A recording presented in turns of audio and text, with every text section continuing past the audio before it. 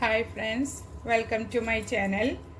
ഇന്ന് ഞാൻ മുരിങ്ങക്കായും തക്കാളിയും കൊണ്ടുള്ളൊരു കറിയുമായിട്ടാണ് വന്നിരിക്കുന്നത്. ഇത് ഉച്ചയൂണിന് പറ്റിയൊരു അടിപൊളി കറിയാണ്.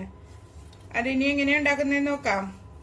ഞാനൊരു 2 മുരിങ്ങക്കായ തൊലി കളഞ്ഞ് മുറിച്ച് വെച്ചിട്ടുണ്ട്. അതൊരു പാനിലേക്ക് ഇട്ട് കൊടുക്കുക. 2 തണ്ട് കറിവേപ്പില, ഒരു സവാള,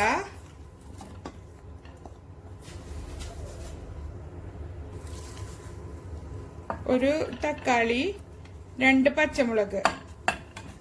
ഇപ്പൊ ഞാൻ തീ കത്തിച്ചിട്ടില്ല. എല്ലാതും ഇട്ട് കൊടുത്തതിന് ശേഷം നമുക്ക് തീ കത്തിച്ചു കൊടുക്കാം. 1/2 ടീസ്പൂൺ മഞ്ഞൾപ്പൊടി, 1 ടീസ്പൂൺ മുളക് പൊടി, പാകത്തിന് ഉപ്പ്. ഇത് തേങ്ങാപ്പാലിലാണ് ചെയ്തെടുക്കുന്നത്. ആദ്യം നമ്മൾ 2ാം പാലില് ഇത് വേവിച്ചെടുക്കുക. ഒരു 1.5 കപ്പ് 2ാം പാൽ ഒഴിച്ചു കൊടുക്കുക. എന്നിട്ട് ഇത് ഇളക്കി നന്നായി വേവിച്ചെടുക്കാം. തീ കത്തിച്ചു കൊടുക്കുക.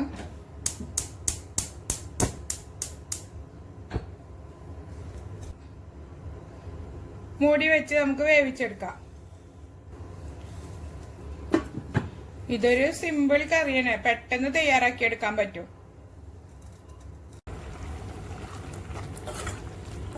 പാലെല്ലാം വറ്റി കറി കുറുകി വന്നിട്ടുണ്ട്. മുരിങ്ങക്കായൊക്കെ വെന്തിട്ടുണ്ട്.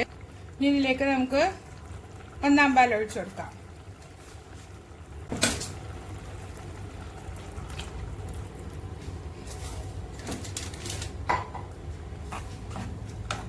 ഇതൊന്ന് പതപ്പിച്ചെടുക്കാം.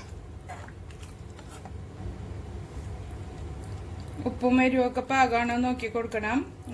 എന്തെങ്കിലും കുറവുണ്ടെങ്കിൽ ഈ സമയത്ത് ചേർത്ത് കൊടുക്കണം.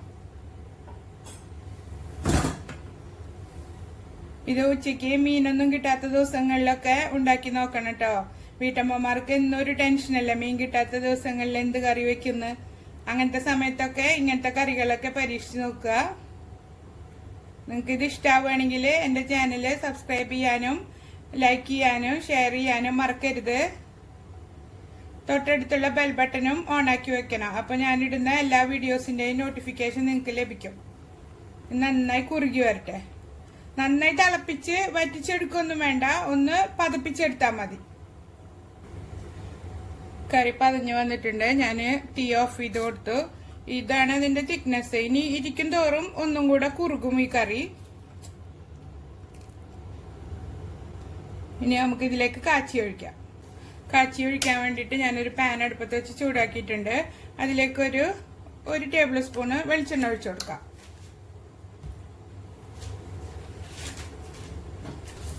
അതിലേക്ക് 1/2 ടീസ്പൂണ് കടുക് ഇട്ട് കൊടുക്കുക.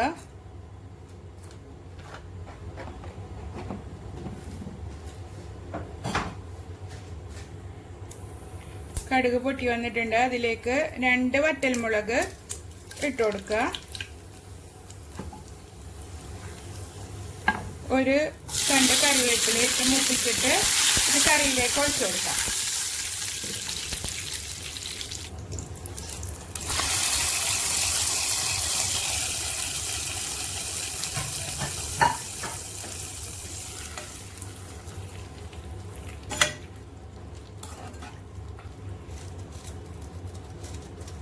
ഇതിനെ മൂടി വെക്കാം.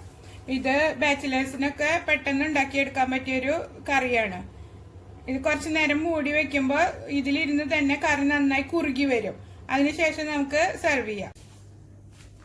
നമ്മുടെ കറി തയ്യാറായിട്ടുണ്ട്. ഇത് ഉണക്കച്ചെമ്മീൻ ചമ്മന്തിയുടെ കൂടെ നല്ലൊരു കോമ്പിനേഷനാണ്. എല്ലാവരും ട്രൈ ചെയ്ത് നോക്കണം. ഇഷ്ടപ്പെട്ടാൽ ലൈക്ക് ചെയ്യാനും ഷെയർ ചെയ്യാനും കമന്റ് ചെയ്യാനും മറക്കരുത്. Thank you for watching.